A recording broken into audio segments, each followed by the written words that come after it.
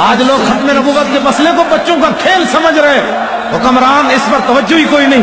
جہاں ختم نبوت کا انکار ہو وہاں عبادت خانہ نہیں ہوتا۔